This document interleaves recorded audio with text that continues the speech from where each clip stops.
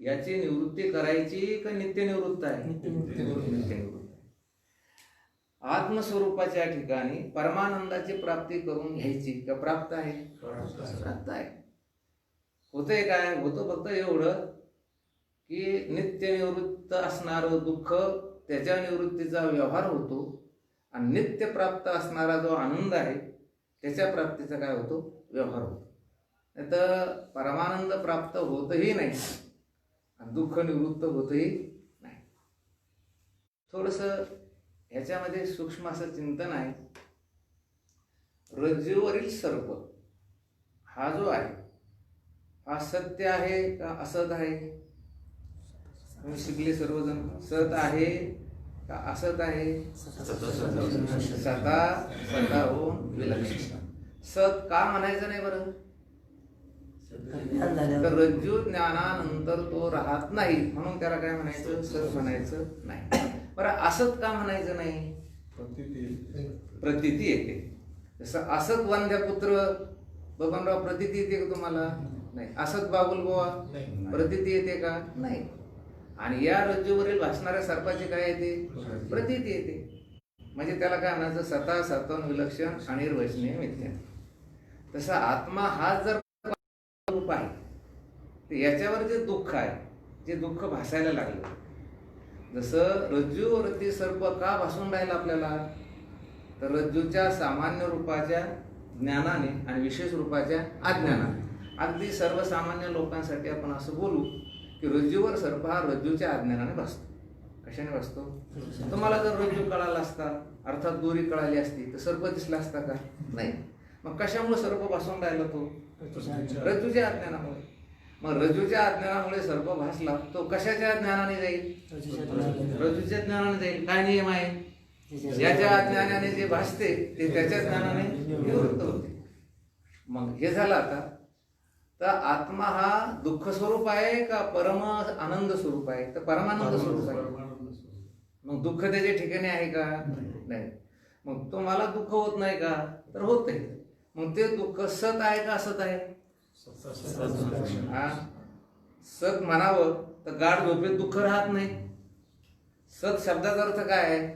जो तीनही कालात असायला पाहिजे, जो तीनही अवस्थेत सतत असायला पाहिजे. मग दुःख गाढ झोपेत शुद्ध लोक होतात त्यांना दुःख असतं का?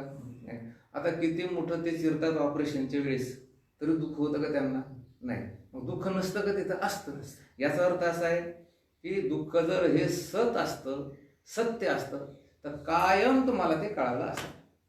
म्हणजे दुःख जे आहे ते सत नाही. बरं असत आहे असं म्हणावं का? बेजारी होऊन राहिले ना, परेशानी होऊन राहिले की नाही? दुःख कसं आहे? असत म्हणावं तर त्रास देऊन राहिलं, आणि सत म्हणावं तर तीनही कालात ते राहत नाही, तीन अवस्थेत राहत नाही. मग दुःख कसं आहे? स्वतःहून विलक्षण अनिर्वचनीय मिथ्या. आणि परमानंद हा प्राप्त करून घ्यायचा का प्राप्त आहे? मग काय होतं? त्याची फक्त अभिव्यक्ती होती. काय होती? म्हणजे परमानंदाची अभिव्यक्ती होती. परमानंद हा नित्य प्राप्त आहे. आणि दुःख जे आहे तर ते काय होतं की त्याचा बाध होतो. सोप्या भाषेत काय होतं? दुःखाचा बाध होतो. म्हणून विषय कुठला चालला? आत्मा परमप्रेमाचा विषय म्हणजे परमानंद. परमानंद शब्दाचा अर्थ काय? की ज्याच्या नंतर पुन्हा आनंद मिळावा अशी इच्छा राहत नाही, त्याला काय म्हणायचं? परमानंद. आतापर्यंत सर्वांना अनुभव आहे. पुन्हा तुम्ही जगाकडेही बघा, त्यांना काहीही मिळालं तरी ते आता पुरे झालं, आम्ही तृप्त झालो असं म्हणतात का? हा, तेवढ्या पुरतं म्हणतात ते वरून वरून. बस आता आपल्याला काही कमवायचं नाही. कसं म्हणतात बरं ते पांडुरंग महाराज? कसं? तोंडापुरतं. आणि याला गावरान भाषेमध्ये लुच्चे म्हणायचे. काय म्हणायचं? लुच्चे. लुच्चे कसे? हो एकदम चांगलं, आता काही मिळवायचं राहिलेलं नाही, गंगा घोडे नाही. पण खरं सांगा, त्यांना विचारावं, मनाभावातून सांगा की तुम्हाला अंतःकरणात परमानंद मिळाला का? नाही. शब्द, स्पर्श, रूप, रस, गंध, पंचविषय, पद, प्रतिष्ठा, मोठेपण, पैसा कितीही मिळू द्या, तरी आम्हाला आता या ठिकाणी पुरेसा आनंद झाला असं कधी होणार नाही. म्हणून ज्याच्या नंतर आनंद मिळावा अशी इच्छा राहत नाही त्याला काय म्हणायचं? परमानंद. आणि असा आनंद फक्त कुठे आहे, कोण आहे? तर तो आत्मा आहे, किंबहुना आपल्या नेहमीच्या भाषेमध्ये काय आहे की देव आहे. म्हणून तर महाराज म्हटले, आपुला तो एक देव करुणी घ्या. आणि ते कळालं तुम्हाला? प्रेमाचा विषय आनंद अशी वस्तू कोणती आहे बबनदादा? फक्त आत्मा. त्याच्यानंतर आपण माऊलीची गोष्ट बोललो की प्रियाची परमसीमा. ज्ञानोबरायांची काय भाषा आहे? ज्ञानोबरायांनी माऊली शब्द दिलेला आहे, तेच माऊली भेटे आत्मा.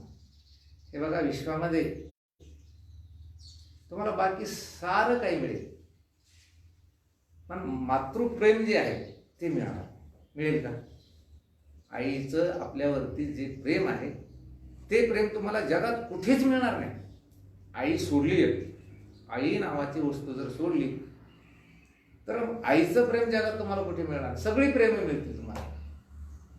मनुष्य दिवसभर किती थकून भागून आला तरी आईला बोलल्यानंतर तो काय होतो? शांत होतो, विसावतो, आनंदी होतो. तसं ज्ञानोबाला म्हटले की जगात कुठेही जा तुम्हाला प्रेम नाही. कुठे आहे? तो माऊली भेटे आत्मा. तयाचे खेवी संसार डिंडिमा आटेगी. हा संसाराचा जो नगारा आहे, हा नगारा तेव्हाच आटून जातो की माऊली आत्मा भेटल्यानंतर. म्हणून परम प्रेमाचा विषय जर कोण असेल तर तो फक्त काय आहे की आत्मा आहे. आणि त्यालाच काय म्हणायचं? परमानंद. सकल दुःखाची निवृत्ती आणि परमानंदाची सांगतील. कंठभूषण न्यायाने नित्य प्राप्तीची प्राप्ती असे म्हटले आहे.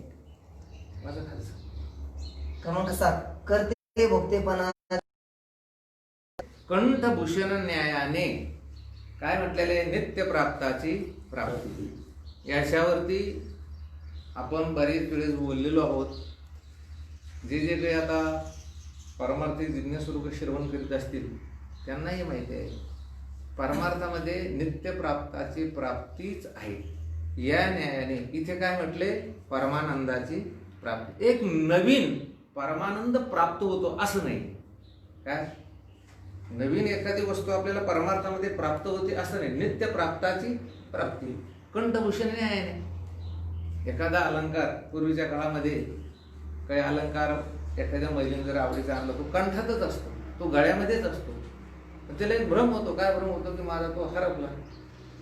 आपण नेहमी दृष्टा सांगत असतो. एका वेळी त्या पूर्वीच्या काळामध्ये तिच्या पतीने नथ घेतली आणि ते पूर्वी त्या विहिरीवरती आळावरती पाणी काढायला जायचे. ती नथ नाकातनं पडू नये म्हणून तिने काय केले की ती घेतली आणि ती आपल्या गळ्यातली पोत असते त्या पोतीला ती अडकली. पाणी वगैरे सगळं भरलं आणि मग नंतर त्याला भ्रम झाला की माझी पोत हरपली, हे काय नथ हरपली. मग जा नथ हरपले म्हटलं तर इकडं बघ तिकडं बघ तिकडं बघ, कशाच नथ आली. आणि मग तिला विचारलं कोणीतरी की एका म्हातारीनं, तो का अशी बावळ्यासारखी झाली? तिनं सांगितलं माझी नथ हरपली म्हणून तुझ्या गळ्यामध्ये आहे. आत्ता अशी सापडली. आता तुम्हाला भ्रम होतो का नाही? कधी कधी होतो का नाही? तुमचा मोबाईल एखाद्या वेळेस तुमच्याच जवळ असतो कुठं जरी पडलेला, तुम्ही म्हणताय माझा मोबाईल हरपला. मी तरी म्हणतो बा मुलांना म्हणतो मोबाईल डायल करायला, माझा मोबाईल पुढेच पडलेला असतो. आणि मग काय म्हणतो? सापडला अरे बंद कर बंद कर. याचा अर्थ काय? हरपला नाही. तो हरपल्याचा काय झाला की भ्रम नाही. इथे आपण कालच बोललो की नित्य प्राप्त आहे. हा परमानंद, हा आत्मा कसा आहे की नित्य प्राप्त आहे. याच्यावरती आपण बऱ्याच वेळेस पाठीमागे त्या प्रक्रिया मांडलेल्या आहेत. वैकुंठवासी धुंडा महाराज देगलूरकर फार सुंदर प्रक्रिया मांडायचे की 4 प्रकारचे अवच्छेदक ते मांडायचे. अप्राप्त अप्राप्त प्राप्त अप्राप्त अप्राप्त प्राप्त प्राप्त प्राप्त. किती झाले हे? 4. अप्राप्त प्राप्त अप्राप्त म्हणजे तो अस्तित्वात नाही, त्याचं नाव काय आहे? अप्राप्त. जी वस्तू मुळातच नाही, मुळात ती नाही, त्याला काय म्हणायचं? अप्राप्त. वंध्या पुत्र कुठं आहे का? नाही. बरं, वंध्या पुत्राच्या लग्नाला कोण कोण गेलं? महाराष्ट्र म्हटले तुकोबराय म्हटले वंद्या पुत्राच्या लग्नाचा सोहळा आणि जाऊन या डोळा पहावे की. कोण म्हटले? तुकोबराय. तुकोबराय म्हटले पण तुम्ही अनेक प्रकारच्या मुलांना तुम्ही काय नाही गेले? आता तुम्ही एवढी मंडळी इथे आहात, का नाही गेली तुम्ही? तुम्हाला निमंत्रण नव्हते म्हणून गेले नाही. तुमचं आणि त्यांचं भांडण होतं. काय काव बांध्यापुत्रच नाही, काहीच नाही. तो नाही आहे. म्हणजे काय म्हणे त्याला? अप्राप्त. मग अप्राप्त वस्तू जी आहे, समजा एखाद्याने प्रयत्न केला की आपण वंध्यापुत्र शोधूच, मिळेल का? नाही. वंध्यापुत्र कशाला? ज्ञानोबराय म्हटले वांझेची आले का कैची जन्मपत्रिका, त्याची जन्मपत्रिका सुद्धा काढता येत नाही. त्याची जी कुंडली आहे ती सुद्धा काढता येत नाही. म्हणजे वंध्यापुत्र हा कसा आहे? अप्राप्त आहे आणि कितीही प्रयत्न केला तरी तो प्राप्त होऊ शकत नाही. याला काय म्हणायचं? अप्राप्त. आता प्राप्त अप्राप्त काय आहे? प्राप्त अप्राप्त. प्राप्त अप्राप्त म्हणजे काय? जी वस्तू प्राप्त आहे पण दीर्घकाल टिकू शकत नाही, किंबहुना कायम ती राहू शकत नाही, आधी जाते, नष्ट होते, तिचं नाव काय की अप्राप्त. प्राप्त अप्राप्त. आता ह्याच्याविषयी आपल्याला लौकिकातले उदाहरण द्यायचं झाल्यास सरपंचाचं पद, आमदाराचं पद, खासदाराचं पद, पंतप्रधान पद, राष्ट्रपती कसे असतात? प्राप्त असतात. पुढे जर लिहिण्याची म्हणायचं काय होतात? ती अप्राप्त होतात. या लोकशाहीमध्ये मिळणारी ही जी पदे आहेत ही कशी आहेत? पपईची झाडं.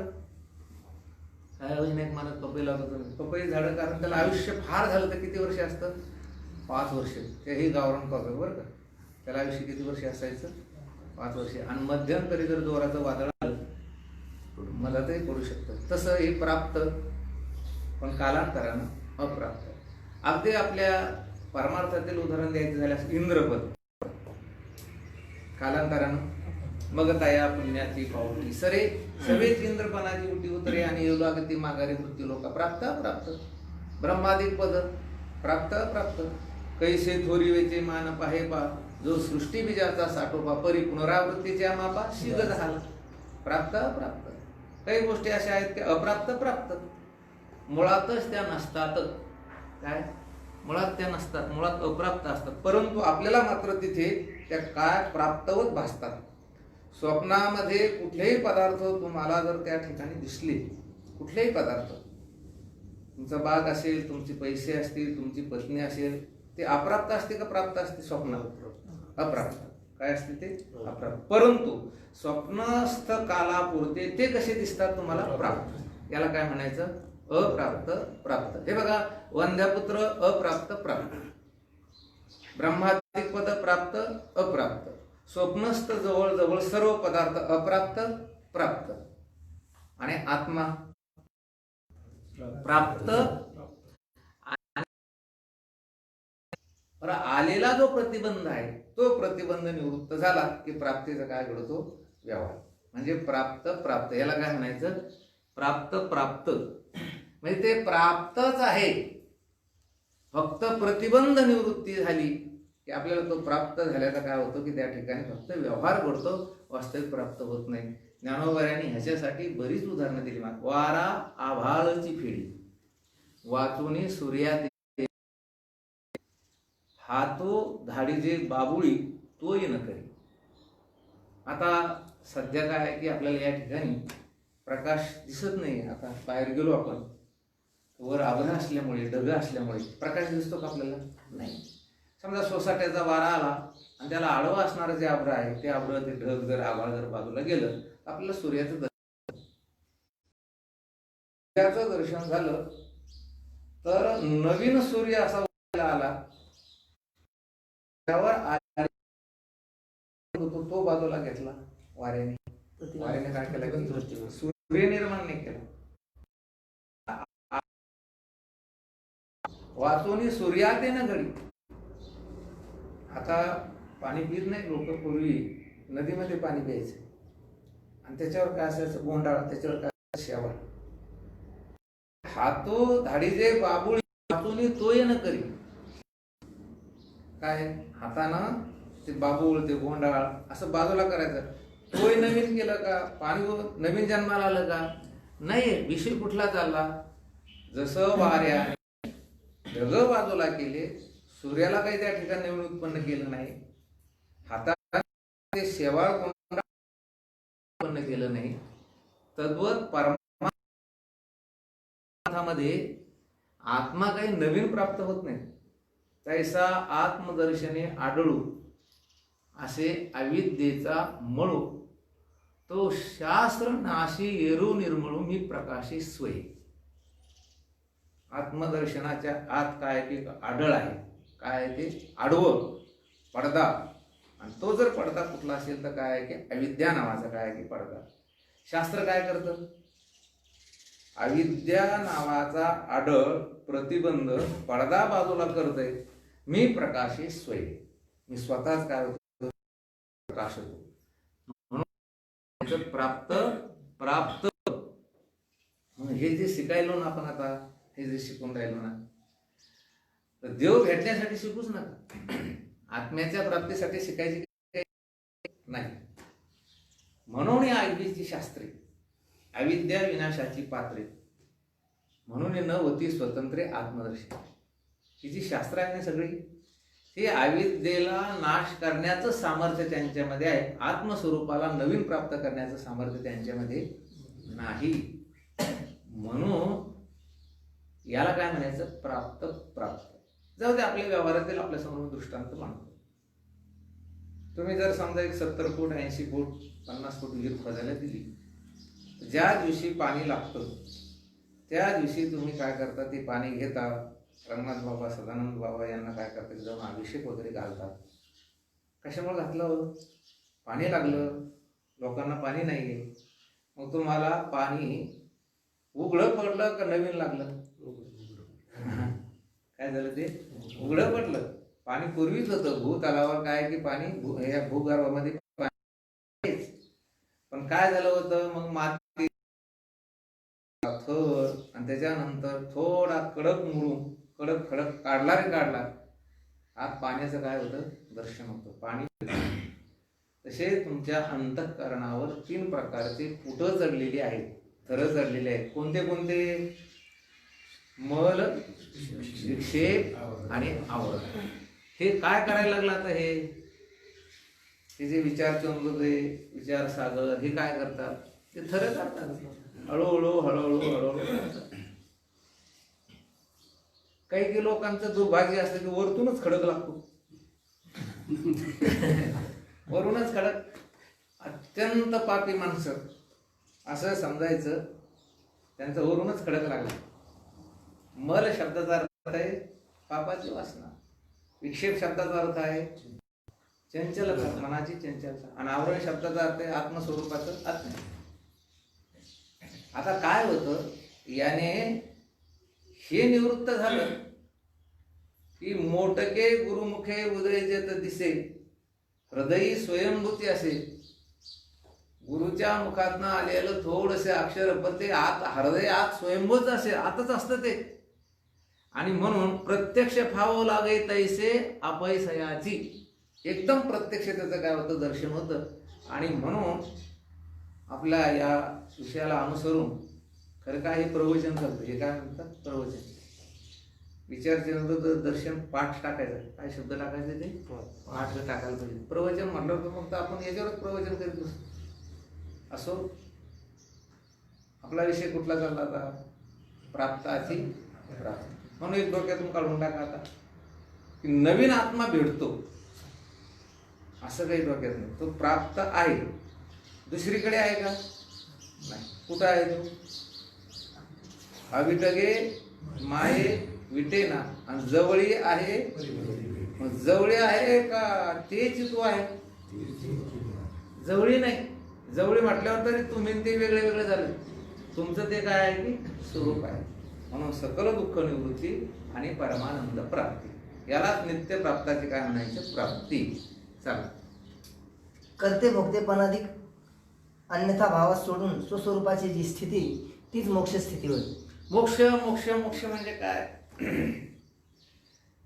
मी करताय, मी भोगताय, कर्तृत्वाचा मत आणि कर्मफलाचा आस्वाद.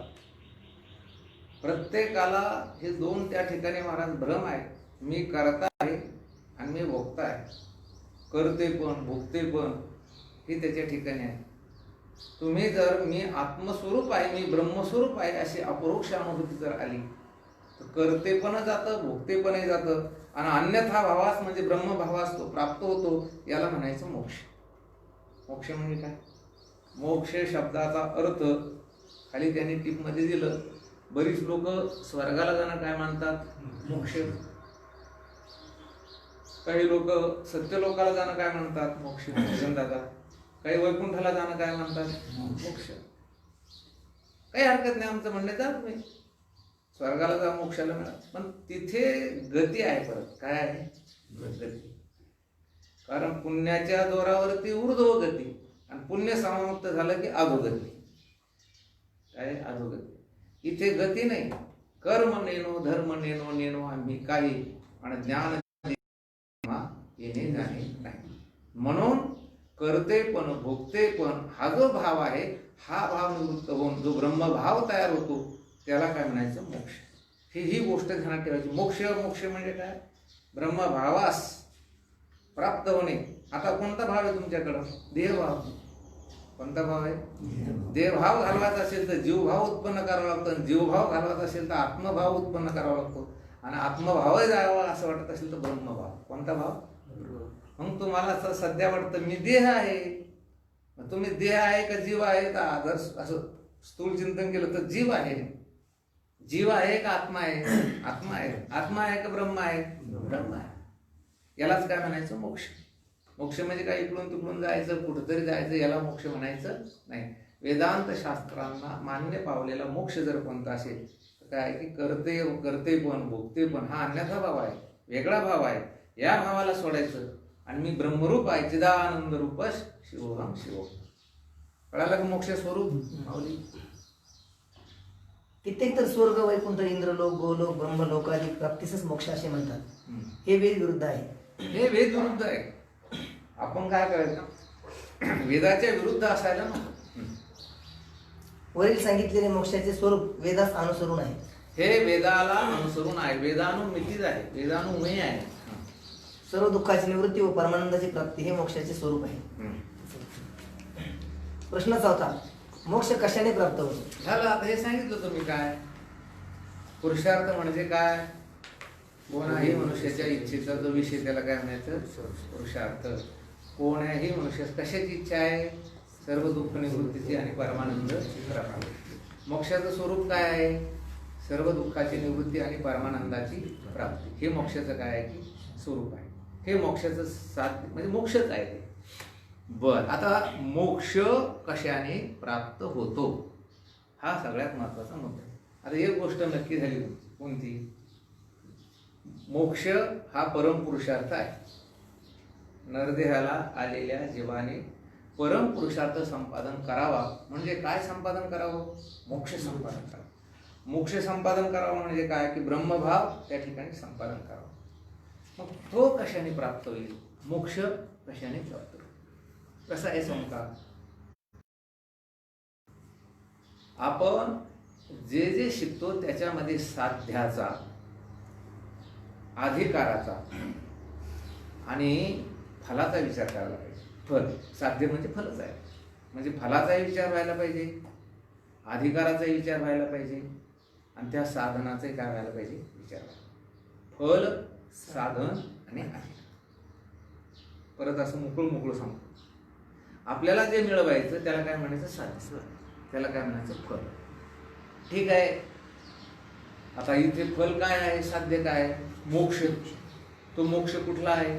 सकल दुःखाची निवृत्ती परमानंदाची प्राप्ती. आता हे साध्य आहे, हे फल आहे. मग आता साधन काय हो? त्याला साधन लागेल का नाही? साधनाचा विचार व्हायला पाहिजे. सकल दुःखाची निवृत्ती आणि परमानंदाची प्राप्ती ह्याच्यासाठी जे काही साधन आहे त्या साधनेचा विचार व्हायला पाहिजे. ती साधन निर्दुष्ट असायला पाहिजे. ठीक आहे. फलही आपल्याला माहिती आहे, साधनही माहिती आहे, पण अधिकारी याचा जर विचार झाला नाही तर तरी सुद्धा फलाची प्राप्ती होणार नाही. म्हणजे हे तीन विचार अत्यंत महत्वाचे: फलाचा, साधनेचा आणि अधिकाराचा. कधी कधी काय घडतं माहितीये का की फल निर्दुष्ट असतं, अधिकारी बरोबर योग्य त्या फलाला त्या ठिकाणी प्राप्त करून घेणार असतो, पण साधन चुकीचं असेल तर जमेल का? नाही. कधी कधी काय आहे की फलच बरोबर नाहीये, अधिकारही चांगला आहे आणि साधनही चांगलं आहे, तरी फलाची प्राप्ती होणार नाही. आणि म्हणून इथे फल कोणतं आहे तर मोक्ष हे काय आहे? फल. मोक्ष हे काय आहे? फल आहे. आणि मग या फलाचं साधन कोणतं आहे? कोणतं साधन आहे त्यांनी काय सांगितलं? ब्रह्मज्ञानाने मोक्षाची प्राप्ती होते. ब्रह्मज्ञानाने मोक्षाची प्राप्ती होते. हे बघा, मोक्ष हे फल, मोक्ष हे साध्य, साधन कोणतं त्याचं? ब्रह्मज्ञान. कोणतं साधन आहे ते? ब्रह्मज्ञान. खरं तर आपण थोडं वेगळं जर बोललो तर प्रयोजनामध्ये दोन प्रकारचे प्रयोजन आपण बघितले आहे, परमप्रयोजन आणि अवांतर प्रयोजन. तर ब्रह्मज्ञान हे अवांतर प्रयोजन आहे आणि मोक्ष हे कोणतं आहे की परम प्रयोजन आहे. पण ब्रह्मज्ञान त्याचं काय आहे की साधन आहे. प्रश्न 5. बस. चौथा प्रश्न कोणता? मोक्ष कशाने प्राप्त होतो? उत्तर काय दिलं त्यांनी? ब्रह्मज्ञानाने मोक्षाची प्राप्ती होते. जाऊ द्या. मग ब्रह्मज्ञान म्हणजे काय हे सांगा आम्हाला. अहो ब्रह्मज्ञानच सांगा ना तुम्ही. ब्रह्मज्ञान तर फार दिवसाचं ऐकतो आम्ही. ब्रह्मज्ञान म्हणजे काय? उत्तर, ब्रह्मज्ञान म्हणजे ब्रह्मस्वरूपास यथार्थ जाणणे. काही अवघड आहे का हे? ब्रह्मस्वरूपास यथार्थ जाणणे, ह्याच्यामध्ये यथार्थ हे पद अत्यंत महत्वाचं आहे. कोणतं पद? आता ब्रह्मस्वरूपाला बरेच लोक जाणल्यासारखं करतात आणि त्याला असं वाटतं की आम्हाला ब्रह्मज्ञान झालं. त्या ब्रह्मस्वरूपाचा पांत विचार होणे याचं नाव काय आहे की ब्रह्मज्ञान, यथार्थ जाणणे. मोक्ष कशाने प्राप्त होतो तर ब्रह्मज्ञान. का बरं? बंध हा कशामुळे प्राप्त झाला तुम्हाला? ब्रह्मस्वरूपाच्या अज्ञानाने. रज्जूवर सर्प कशामुळे वासला? रज्जूच्या अज्ञानाने. ब्रह्मावर जगत आणि देहादिक बंध का वासला? तर ब्रह्मस्वरूपाच्या अज्ञानाने. आणि म्हणून तुम्हाला जर मोक्ष हवा असेल तर काय करावं लागेल तर ब्रह्मज्ञान संपादन करावं लागेल. वाचुनी ज्ञानेविन एके उपाय करीसी जितुके तिही गुंपिसे अधिके रुची ये. ब्रह्मज्ञान म्हणजे काय तर ब्रह्मज्ञान म्हणजे ब्रह्मस्वरूपास यथार्थ जाणणे. कसं जाणणे ते? यथार्थ जाणणे, बिनचूक जाणणे. त्याच्यामध्ये कुठल्याही प्रकारचा संदेह संशय हे न राहणे, याला काय म्हणायचं की यथार्थ ब्रह्मज्ञान. प्रश्न 6. ब्रह्मज्ञान किती प्रकारचे आहे? ठीक आहे. ते ब्रह्मज्ञान किती प्रकारचं आहे? मोक्ष कशाने होतो? ब्रह्मज्ञानाने. ब्रह्मज्ञान म्हणजे काय? ब्रह्मस्वरूपास यथार्थ जाणणे. जाऊ द्या, जाणलं आम्ही ते ब्रह्मज्ञान. पण ते ब्रह्मज्ञान किती प्रकारचं आहे? एक प्रकारचं आहे का दोन प्रकारचं आहे का तीन प्रकारचं आहे? उत्तर, परोक्ष व अपरोक्ष असे दोन प्रकारचे ब्रह्मज्ञान आहे. किती ज्ञान आहे? परोक्ष आणि अपरोक्ष. बघा, जर आपण या वेदांताच्या परिभाषेला सोडून आपण जर व्यवहारातील भाषेमध्ये बोललो तर उलट झाल्यासारखं होतं. परोक्ष म्हणजे अप्रत्यक्ष आणि अपरोक्ष म्हणजे प्रत्यक्ष. काय? परोक्ष म्हणजे काय? अप्रत्यक्ष. अपरोक्ष म्हणजे प्रत्यक्ष. ही कोणती भाषा झाली आपली? व्यवहारातील. पण तुम्हाला पारिभाषिक भाषा जर बोलायचं असेल, श्रवण करायचे असेल तर वेदांतामध्ये ब्रह्मज्ञान किती प्रकारचं आहे? परोक्ष आणि अपरोक्ष, प्रत्यक्ष आणि अप्रत्यक्ष, दोन प्रकारचे ज्ञान. ब्रह्मज्ञानच आहे असं नाही. व्यवहारामध्ये बरीच ज्ञान अशी की ती परोक्ष असतात आणि अपरोक्ष असतात. आता बरीच अशी काही नावे आहेत ती तुम्ही श्रवण केलेली आहे. परोक्ष आहे. अपरोक्ष पाहिली का तुम्ही? अपरोक्ष म्हणजे प्रत्यक्ष जाऊन पाहिली का? नाही. अमेरिका पाहिली असेल तुम्ही अशी टीव्ही मध्ये वगैरे, परंतु तुम्हाला माहिती आहे का नाही? आहे माहिती. पण कोणतं ज्ञान आहे त्याचं? परोक्ष. प्रत्यक्ष गेले लोक त्यांना कोणतं आहे? अपरोक्ष. बरेच पदार्थ असे आहेत की त्यांना आपल्याला त्याचं काय की परोक्ष ज्ञान आहे. अपरोक्ष ज्ञान आहे का? नाही, बऱ्याच लोकांना नाही. तू कर मामा, रसगुल्ला खाल्ला का? नाही. कोणतं ज्ञान द्यायला? आता ज्ञान कोणतं झालं त्यांना? परोक्ष. जेव्हा खातील त्यावेळेस कोणतं ज्ञान झालं? अपरोक्ष. विचारसागरामध्ये कोणता दृष्टांत आलेला आहे? विचारसागरामध्ये याच्याविषयी 2 दृष्टांत म्हणजे 1 दृष्टांत आलेला आहे. 10 पुरुष प्रवासात निघाले असताना एका नदीच्या वायाती गेल्यानंतर आता पाऊस काळ होता, नदीला पूर आलेला होता. थोडं त्या ठिकाणी 5-5:30ची सायंकाळची वेळ होती आणि ती जे काही प्रवास करणारे लोक होते ते होते शंकर सोसायटीचे आजीव सदस्य. हा, कळालं की नाही तुम्हाला? काय? शंकर सोसायटीचे आजीव सदस्य म्हणजे गांजा पिणारे. ते बरे आहेत. आता सध्या ड्रग्ज घेऊन राहिले त्याच्यापेक्षा बरे आहे. गांजा पिणं.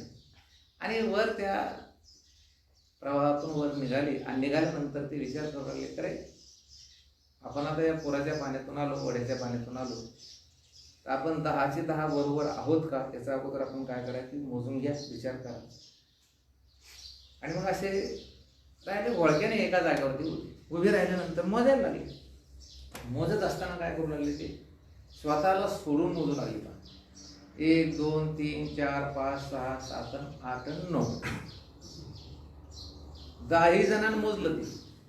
ते किती जणांनी मोजलं? 10 जणांनी मोजलं. पण मोजत असताना काय केलं त्यांनी? ते स्वतःला सोडून मोजलं. आज तुम्ही काय करून राहिले परमार्थामध्ये? काय करून राहिले? निर्मळ परमार्थ करीन लोक म्हणतात स्वतःला सोडून. कोणाला सोडून म्हणून राहिले? स्वतःच सोडून. खरं स्वतः जेव्हा मनुष्य परमार्थाकडे आपल्याकडून सुरुवात पण माणसं परमार्थामध्ये खरं तर असंच करायला लागले. काय करायला लागले? स्वतःला सोडून जगाला मोजायला लागले. हा बरोबर नाही, तो बरोबर नाही, लोक दृष्ट होत नाही, असं नाही, तसं नाही, तसं नाही. पण कोणाला सोडून? हा स्वतःला सोडून. आमचं गाव लय बेकार आहे असं काही लोक म्हणतात. मग हा कुठे गावातच. पण तो ज्या अर्थी लय बेकार म्हणून राहिला याचा अर्थ तो स्वतःला सोडून त्या गावाला बेकार म्हणायला लागले. जाऊ त्या विषयी बाजूला जाईल. मग ते 9च भरू लागले आणि लागलेच ते शोक करायला लागले.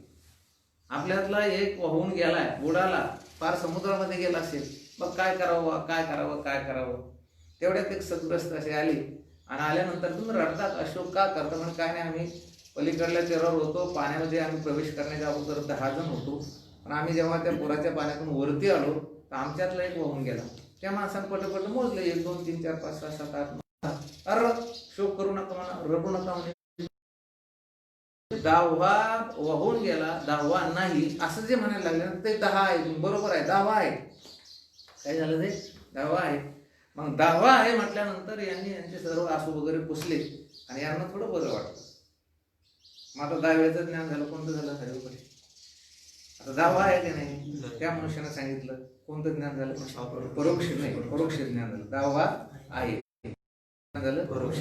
अगोदर त्यांचा भ्रम झाला होता की आपल्यामध्ये 10वा नाही. आपण किती आहोत? 9च आहोत. 10वा होऊन गेलेला आहे म्हणजे 10वा राहिलेला नाही. त्रयस्थ मनुष्याने, हुशार मनुष्याने जेव्हा ती सर्व मोजली, मोजल्यानंतर 10वा आहे असं जेव्हा त्यांनी सांगितलं त्यावेळेस त्यांना थोडं समाधान झालं आणि असं वाटलं की आता 10वा आहे. म्हणजे त्या 10व्याचं त्यांना कोणतं ज्ञान झालं? परोक्ष ज्ञान झालं. मग तो हुशार होता. त्याच्यात प्रमुख कोण होता? अगोदर हा विषय कोणी काढला? कोण म्हणत होता अगोदर 10वा होऊन गेला? ह्या 9 जणांनी सांगितलं की हे आमचे बॉस आहेत, हे आमचे मुख्य आहेत, यांच्या पाठीमागे आम्ही चाललो. आणि हेच म्हणत होते की 10वा होऊन गेला. तुम्ही म्हणून राहिले 10वा आहे, आम्हाला आनंद झाला. मग 10वा कोण आहे? त्यानं एक चांगली अशी काडी घेतली, काठी, आणि एकाला फटका द्यायचा. 1 2 3 4 असं म्हणता म्हणता जो त्यांचा बॉस होता त्याच्यावर काडी मारली. 10. 10वा तू आहेस. कोण आहे? आता त्या 10व्याचं कोणतं ज्ञान झालं? अपरोक्ष. म्हणजे ब्रह्मज्ञान किती प्रकारचं आहे आणि अपरोक्ष. मला तरी असं वाटतं की याच्यामध्ये बऱ्याच लोकांना ब्रह्मज्ञान आहे. काय ब्रह्माचं काय आहे की जगामध्ये ब्रह्म आहे असं जे ज्ञान आहे याला कोणतं ज्ञान म्हणायचं? परोक्ष. नुसतं ब्रह्म आहे आणि ती सच्चिदानंद घन आहे, ती नित्य शुद्ध बुद्ध मुक्त आहे असं जे ज्ञान आहे ते ब्रह्माचं कोणतं ज्ञान आहे? परोक्ष ज्ञान. पण ते ब्रह्म मी आहे हे कोणतं ज्ञान आहे? परोक्ष. आता परोक्ष ज्ञान झालं तर काही पुढं नाही बरं का. परोक्ष ज्ञान होणं सुद्धा बरं का काळे सरकार फार मोठं आहे. त्याला परोक्ष काय म्हणतात आणि अपरोक्ष काय म्हणतात हेच माहिती नाही. ब्रह्म म्हणजे काय, देव म्हणजे काय, देवता म्हणजे काय हेही त्यांना माहिती नाही. कशाला ईश्वर म्हणते, ब्रह्मालाही ईश्वर म्हणते, ईश्वरालाही ब्रह्म म्हणतात, देवालाही ब्रह्म म्हणतात, हा विषय सोडून द्या. परंतु ब्रह्मज्ञान जे आहे ते दोन प्रकारचं आहे, परोक्ष आणि अपरोक्ष. प्रश्न 7वा, परोक्ष ब्रह्मज्ञान म्हणजे काय?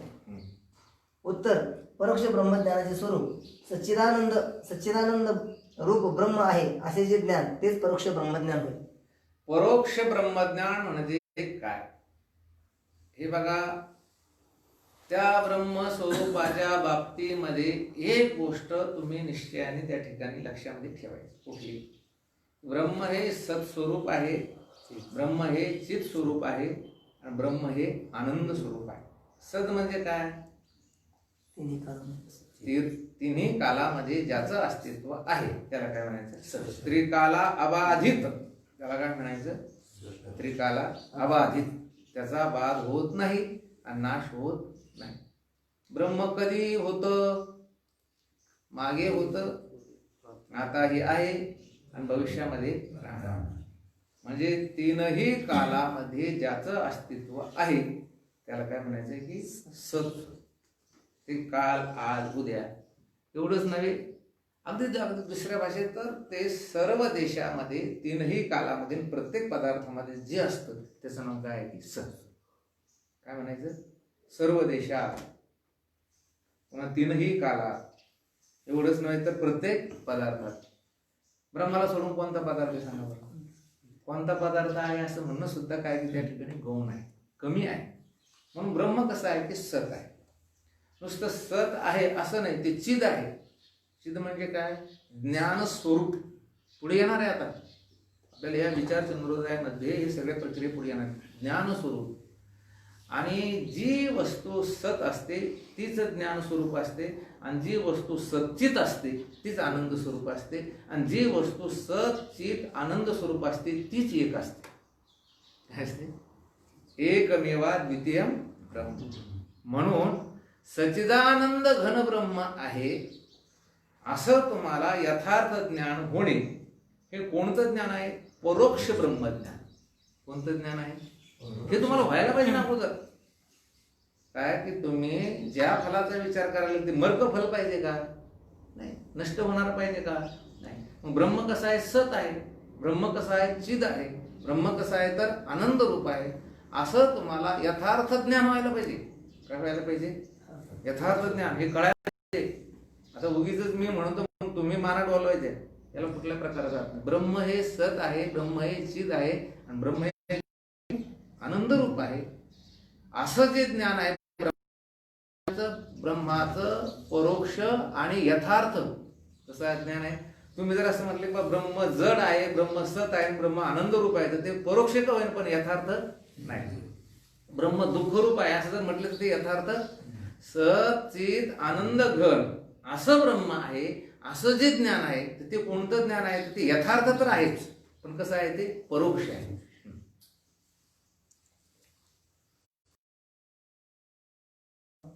परोक्ष ब्रह्मज्ञानाचे साधन काय? हे परोक्ष ब्रह्मज्ञानाचे साधन काय? तुम्हाला हे परोक्ष ब्रह्मज्ञान करून घ्यायचं असेल तर त्याचं साधन काय आहे, कोणतं आहे? उत्तर, परोक्ष ज्ञानाचा हेतू सद्गुरू व सत्शास्त्र वचनावर विश्वास ठेवल्याने परोक्ष ब्रह्मज्ञान होते. हे बघा, सद्गुरू आणि जी सत्शास्त्र आहे, वेद आहे, शास्त्र आहे, संत वाङ्मय आहे, यांच्या वचनावर विश्वास ठेवून केलं की आपल्याला त्या ब्रह्माचं कोणतं ज्ञान होतं पांडुरंग महाराज? परोक्ष. सद्गुरु वचनावर विश्वास, शास्त्र वचनावर विश्वास, वैदिक वचनावर विश्वास ठेवला की आपल्याला हे काय होतं की ब्रह्मज्ञान होतं. हे बघा, मनुष्याने धर्माप्रमाणेच आचरण करायला पाहिजे. कसं करायला पाहिजे? धर्माप्रमाणे आचरण करायला पाहिजे. पण तुम्हाला या दगदगीच्या काळामध्ये जेवढं बिनचूक धर्माप्रमाणे आचरण घडत नसेल तरी धर्मनिष्ठ माणसानं राहायला पाहिजे. काय राहायला पाहिजे? धर्मनिष्ठ राहायला पाहिजे. ब्रह्मज्ञान बुद्धिमांद्याच्या दोषामुळे कमी जास्त होईल, पण मनुष्यानं ब्रह्मनिष्ठ राहायला पाहिजे. म्हणजे काय? ब्रह्मज्ञाननिष्ठ. त्याने असं ठरवायलाच पाहिजे की ज्ञान झाल्याशिवाय माझा उद्धार होणार नाही, असा त्याचा पक्का काय व्हायला पाहिजे? निश्चित. आणि म्हणून ब्रह्मज्ञान दोन प्रकारचं आहे. एक आहे परोक्ष आणि एक आहे अपरोक्ष. परोक्ष ब्रह्मज्ञानाला हेतू कोण, साधन कोण? तर श्रीगुरु, शास्त्र, वेद, संत वाङ्मय यांच्या वचनावर विश्वास, यांच्या वचनावर श्रद्धा, यांच्या वचनावर निष्ठा असायला पाहिजे. प्रश्न 9. परोक्ष ब्रह्मज्ञानापासून काय होते? जाऊ द्या, आम्हाला कळायला पाहिजे. काय ठीक आहे, परोक्ष ब्रह्मज्ञान आम्हाला कळालं. ब्रह्मस्वरूपाच्या धर जाणण्याचं नाव काय आहे? की परोक्ष. हे ब्रह्मज्ञान. ब्रह्मज्ञान किती प्रकारचं आहे? परोक्ष आणि अपरोक्ष. ब्रह्मज्ञान ते परोक्ष कोणापासून होतं? वेद, शास्त्र, श्रीगुरु यांच्या वचनावर विश्वास ठेवल्याने. बर, मग आता आम्हाला ते परोक्ष ब्रह्मज्ञान झालं, पण त्याच्यापासून काय होतं सांगा बरोबर? परोक्ष ब्रह्मज्ञानाचं काही ना काहीतरी फल असेलच ना. परोक्ष ब्रह्मज्ञान झालं तुम्हाला, सहजित आनंद करण्याचं, तुम्हाला काय होतं नेमकं? फल कोणतं मिळतं? उत्तर, असत्वपादक आवरणाची निवृत्ती होते. बस. कोणत्या आवरणाची निवृत्ती होते? असत्वापादक. टिपवाचा. ब्रह्म नाही याप्रमाणे, आणि जे ब्रह्माचे असत भावाचे अपादक किंवा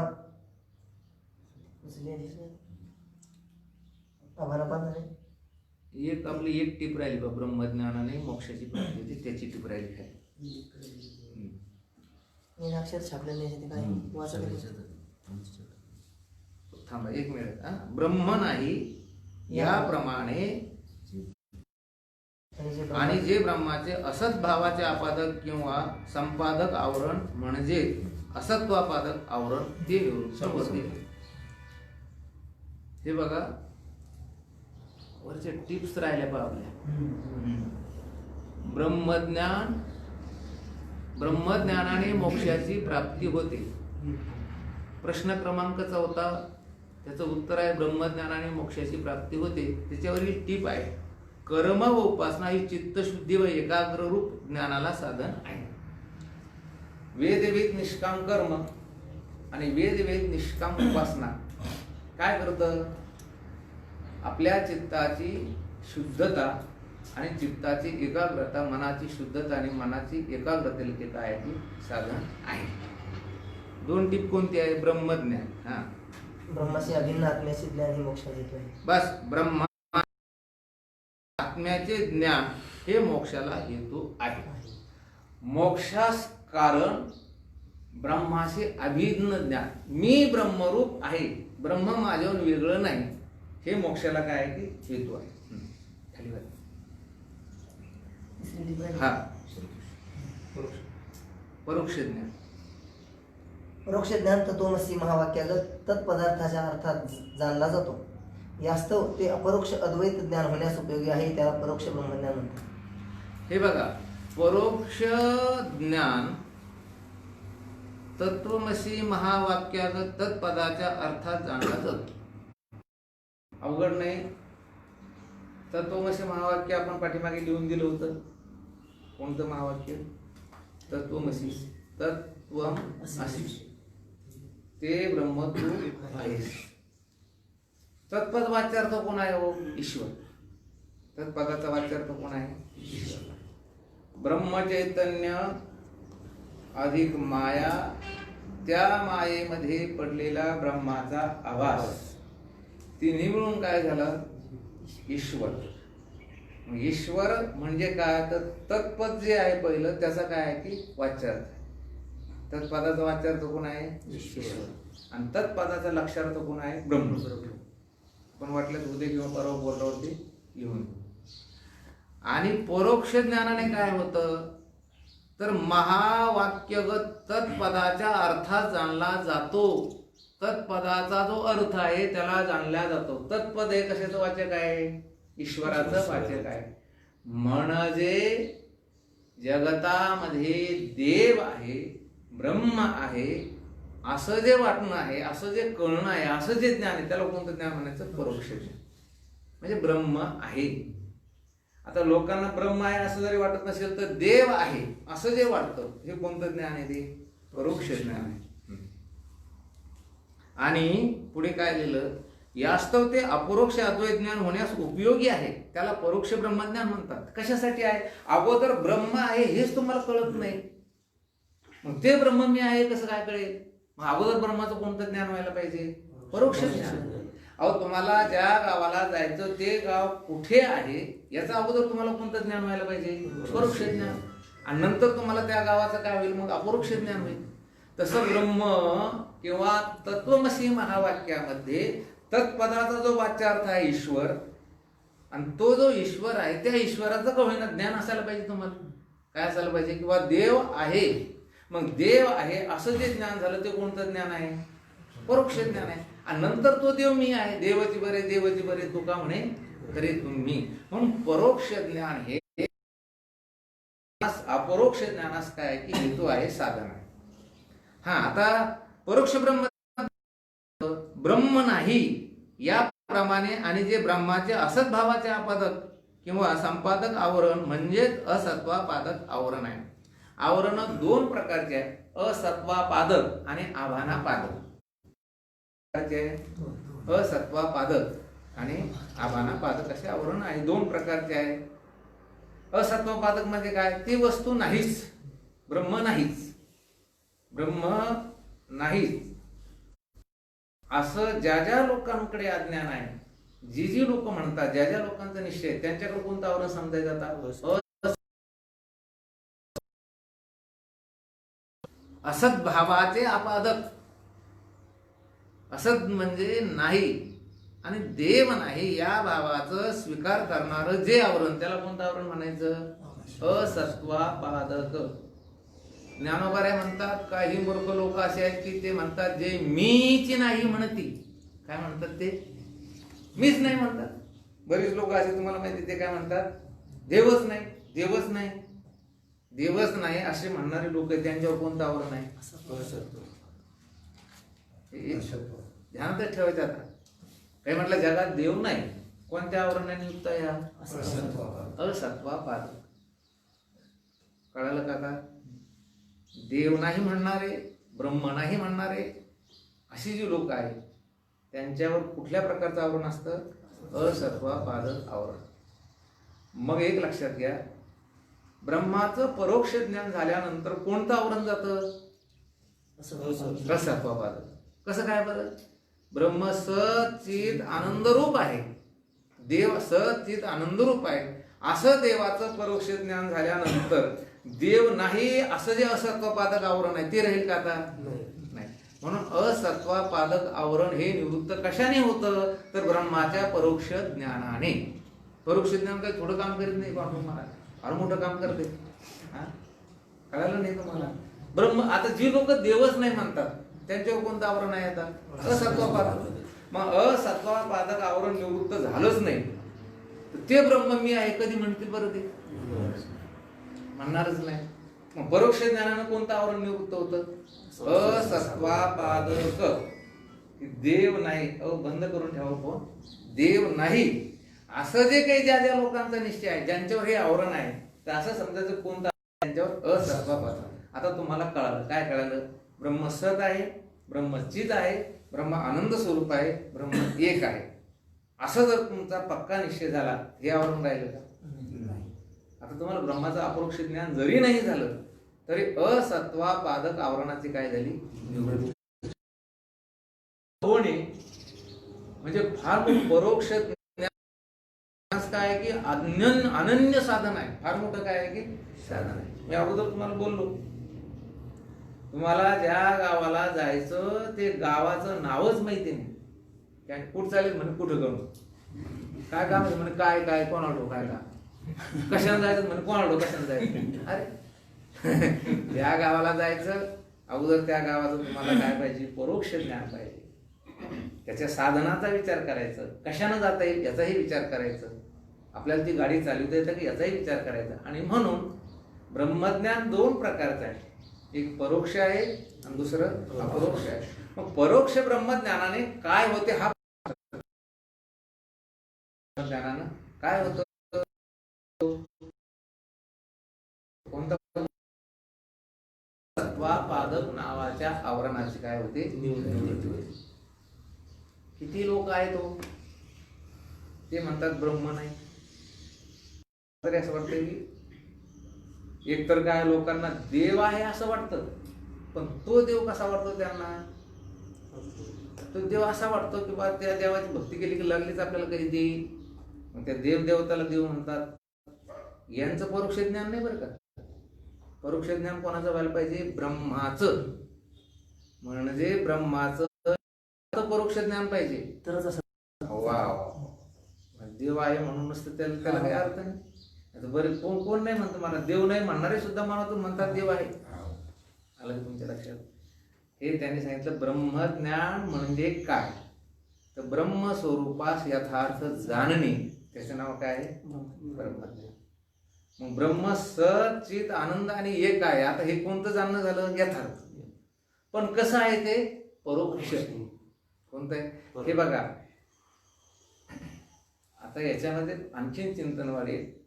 सामान्य ज्ञान हे कधीही कार्यान्वित होत नसतं, क्रिया करीत नसते. लोकांना देवाचं ज्ञान आहे, परोक्ष ज्ञान आहे, पण कोणतं आहे ते, सामान्य. जगात देव आहे, जगात देव आहे, त्याला काही अर्थ नाही. त्या ब्रह्माचं परोक्ष ज्ञान व्हायला पाहिजे, पण ते विशेषत्वाने व्हायला पाहिजे. कसं व्हायला पाहिजे ते, परोक्ष ज्ञान पाहिजे, विशेषत्वाने व्हायला पाहिजे. या परोक्ष ज्ञानाने कुठलं निवृत्त होतं, असत्वापादक आवड. ब्रह्माच्या विशेष स्वरूपाचं ज्ञान असेल तर, विशेष स्वरूपाचं ज्ञान असेल तरच असत्वापादक आवरण जातं, तरच अस्वत्वापादक नावाचं आवरण काय निवृत्त निवृत्त होतं.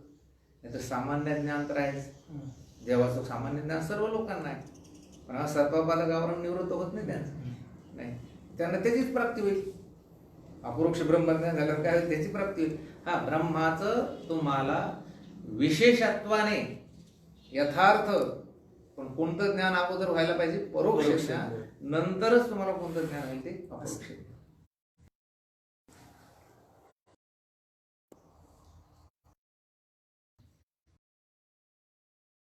प्रश्न दावा, परोक्ष ब्रह्मज्ञान केव्हा पूर्ण होते.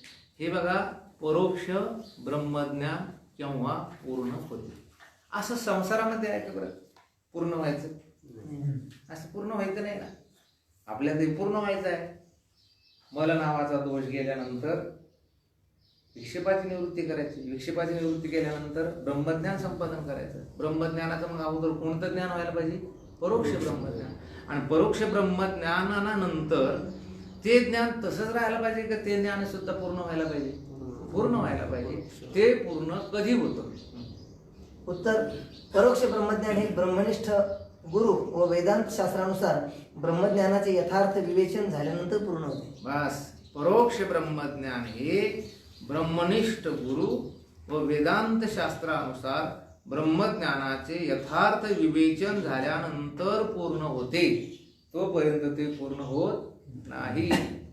आता ह्याच्यामध्ये सुद्धा असा विचार आहे, ह्याच्यामध्ये वक्त्याचा विचार आहे. कशाचा विचार आहे, वक्त्याचाही विचार आहे, साधकाचाही विचार आहे आणि ग्रंथाचाही विचार आहे.